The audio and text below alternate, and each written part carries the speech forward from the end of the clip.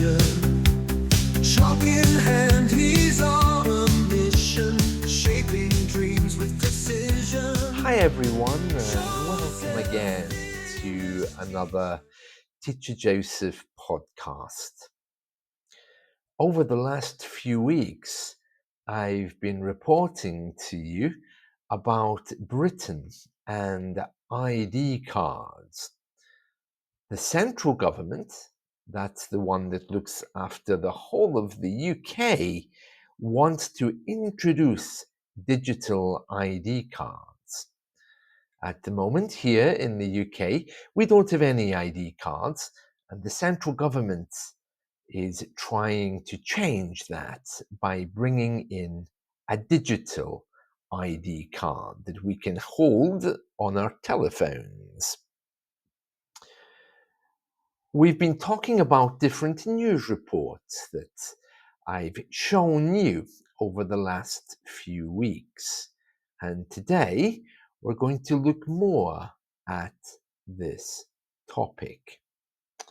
Now, let me just tell you some background information first, and that is to say the UK government has responsibility for borders and overall, we can say health, but generally speaking, many of the powers that it used to have been given to the local governments around the UK.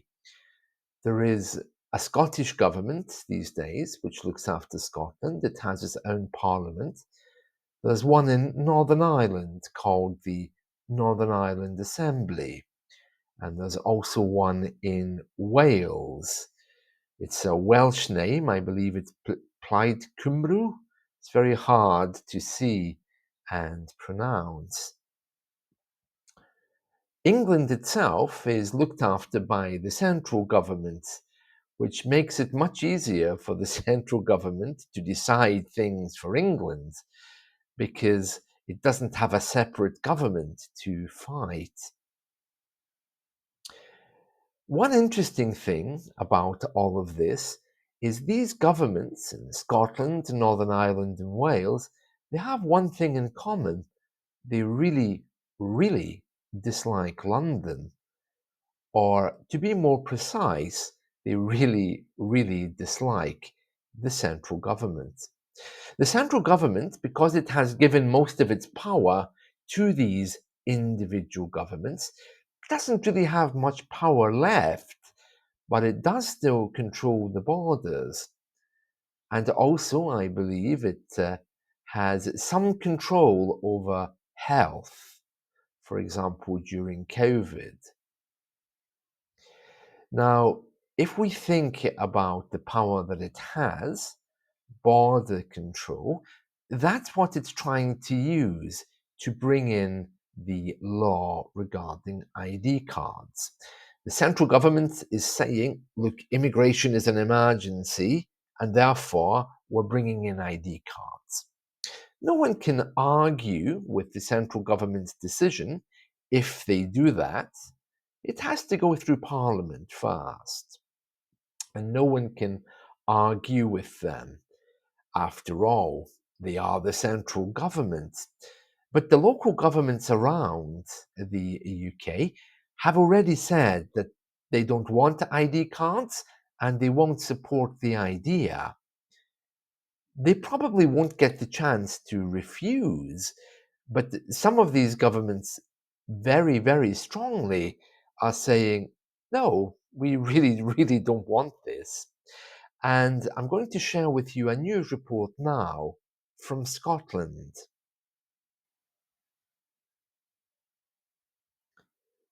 Right, here we are. And as you can see here on this page, we have the Sunday Mail, Swinney, I'll block digital ID cards. Now, just to let you know who he is, first of all, he is actually the First Minister of Scotland. So he's the man who's in charge of Scotland, and he's saying, I'll block digital ID cards. He really doesn't want them. And we're going to read through this story now. So let's see. Let's just move on a little bit so that we can see this story. Right. I'm just going to enlarge this. It says here, John Swinney has pledged to block UK government plans for controversial digital IDs in Scotland. The First Minister will attempt to refuse legislative content for what he branded a ludicrous waste of money and an assault on privacy. Now, he's not the first person to say this. Northern Ireland has also said that they will do everything they can to block this. Now, of course, the question is, well, how can they block it? After all, the central government looks after borders. And if they use a border law to bring this in, nobody can say that it can't be done. They can certainly bring it into England. After all, they govern England. But whether it's England or the UK, the law has to get through Parliament. And sitting in Parliament, there are people from the Scottish Government, the Welsh Government, and the Northern Irish Government. They all have representatives on the central government committees, and they're also able to vote. So let's have a look at this story. It's on page 4, and here it is. So let me just move this down a little bit so we can see it. So first of all, you'll be able to see a little bit of it there. I think there it is, yes. So John Swinney has vowed to use Holyrood powers, that's the Scottish government's place, Holyrood, that's where the Scottish government's based. London is in Westminster, Northern Ireland is in Stormont, Wales, I have no idea where the government is, and Scotland, as I mentioned, is in Holyrood. So it says here, John Swinney has vowed, has promised to use Holyrood powers, that just means Scottish government powers, to block the introduction of controversial digital IDs in Scotland. Now we're just going to have a look at this headline here in the middle. We'll block this ludicrous idea for the people of Scotland. It is an attack on our liberty and privacy. Yeah, so this is a kind of a major story. So let's just look down here. One of the reasons why Mr. Swinney is very upset about this, okay, is because it's called a BritCard. And as you can imagine, anything with the word British or Brit on there isn't going to please Ireland, Scotland, or Wales. They, after all, want independence. Wales, even today, recently had a local election and voted in an independent spokesperson in one of their areas. Northern Ireland is on its way to be rejoined with the South. They're committed to that, and Scotland itself is demanding independence. So you see, they're never going to be happy being called British. It says here, if we just read the next part, in an exclusive interview with the Sunday Mail, the First Minister accused the Prime Minister, Keir Starmer, of allowing former Prime Minister Tony Blair, a long-time supporter of ID cards, to dictate UK government policy. So he's attacking one of our old Prime Ministers who already tried to bring in ID cards and failed. He called digital IDs, previously known or dubbed BritCards, an attack on liberty, privacy, and national identity, and insisted it was a ludicrous priority to spend billions of pounds at a time when people are struggling with the cost of living. The proposed UK-wide scheme is set to be introduced by 2029 for all UK citizens and legal residents, with participation mandatory, that means obligatory, in order to work. However, there have been furious opposition, with a parliamentary petition attracting nearly 3 million signatures. And Mr. Swinney goes on to talk in great detail why he won't be supporting this. We don't have time to read all of this, okay, so we're just going to go to the last paragraph here. It says here, let's see, where will we start? Mr. Swinney said, I think one of the reasons the Starmer government's priorities are so misplaced is because this idea has been enthusiastically promoted by the Tony Blair Institute. And then he talks more about that. And yes, it's very interesting. And the story continues there over a number of pages. I don't know where it continues. I can see it stops dead just here. So anyway, well, that's the latest about Scotland. They're not happy, and they almost certainly are going to be fighting this idea. But we're living in a time now when, if the central government said, for example, red, Scotland would say, no, no, no, blue. No matter what the central government does or says, the other nations will oppose it because they don't like them or they don't like each other. Well, the Prime Minister of the UK hasn't responded to this, but he did talk today in The Guardian about his plans. Let's go and see what he said. Right, and here you can see The Guardian newspaper in my browser.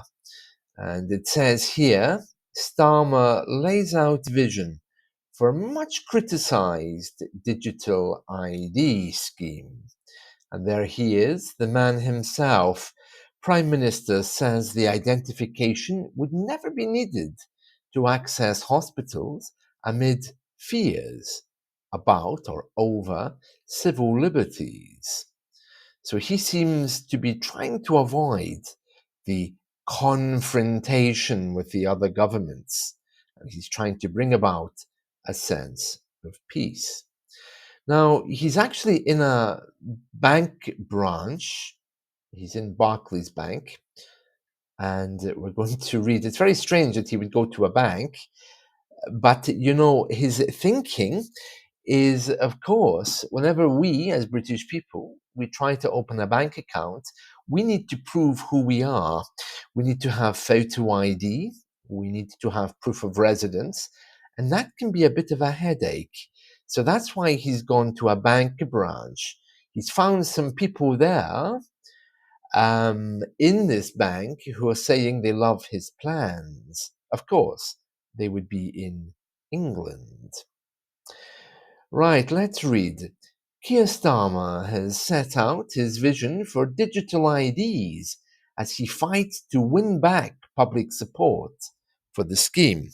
Yeah, because he's lost all public support. And, well, some people might argue that he doesn't have much support anyway. The Prime Minister's plan for digital IDs was met with criticism when it was announced last month, and was described as a symptom of his reverse Midas touch. So you know the story of King Midas, everything he touched turned to gold. Well, here, Keir Starmer, it's saying that he has a reverse Midas touch. Everything he touches doesn't really go well. Concerns have been raised over civil liberties and cybersecurity, but Starmer insisted that the identification system would never be needed to get into hospital after fears about its potential impact on accessing public services and data protection.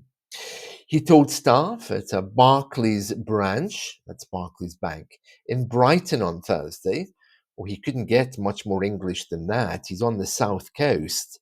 That digital ID would really help with security for customers after they told him they dealt with victims of scams and frauds every day. And you can see there, he said that customers at the bank had told him they were really excited about it and had relayed everyday examples where you can just cut the faff. That means get through the system. He also told the BBC you'll never need ID to get into a hospital or anything like that. And for people who simply don't want it, well, they don't need it, apart from the right to work. Because we don't need to stop people working. We do need to stop people working illegally in our country to do that, he said. He said it won't be the case that digital ID could end up being used for surveillance. But, well, probably it will be at some point in the future when Keir Starmer is long gone, when he's on a little island somewhere after he retires. It says here the idea of having ID on your phone is not that far removed from having bank accounts on your phone. Really? In a video posted to Twitter, Starmer said the Barclays customers he had spoken to really were up for it. It means they were really keen. If you're up for something, you want to support it. And he says, I think once you understand just how much easier it'll make life, so many more people will be too. Yeah, I wonder if he knows just how many people have signed this petition against ID cards. It says here more than 2.9 million people have signed a petition against the measures, and net support for digital ID cards fell from 35% in the early summer to minus 14% after Starmer's announcement in September, according to polling by people called More in Common.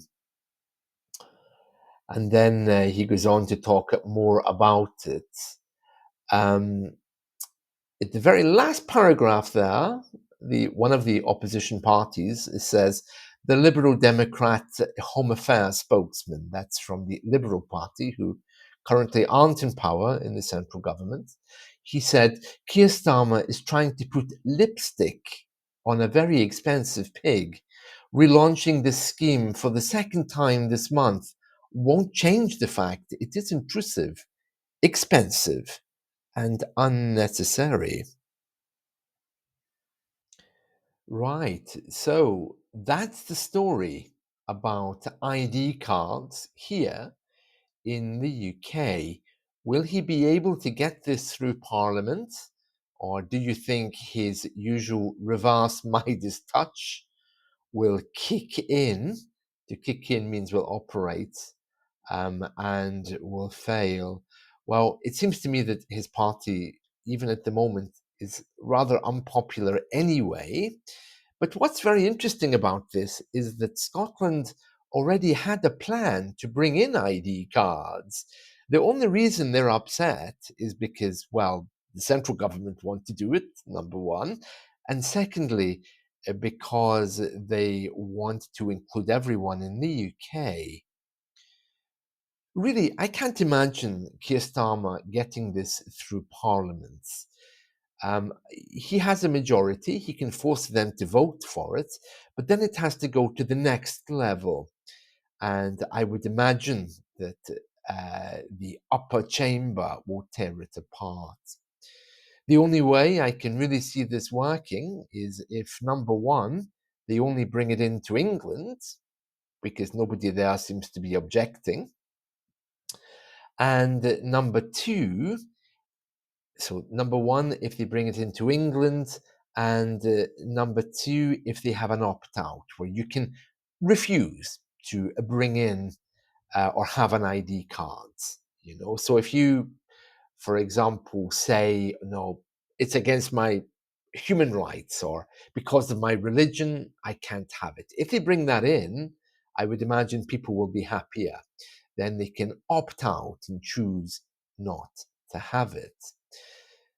Even at a local government level, if they allowed, the local governments, and I don't mean the nation governments, I mean those governments which are in our towns, maybe to let them decide whether they want it or not might be another idea. But I can't see this happening. And as time goes on, this wonderful idea, it is a nice idea of an ID card, is great. Because England doesn't have its own parliament, there are no voices saying that it can't happen. So it could very easily happen in England. Scotland, Wales, and in other parts of the UK, we do kind of have unofficial IDs anyway. We have, for example, certain bus passes. In Scotland, if you're under 22, you travel free on the bus, only in Scotland. So, for example, that essentially is an ID card. It has a barcode, it has a picture, it proves who you are.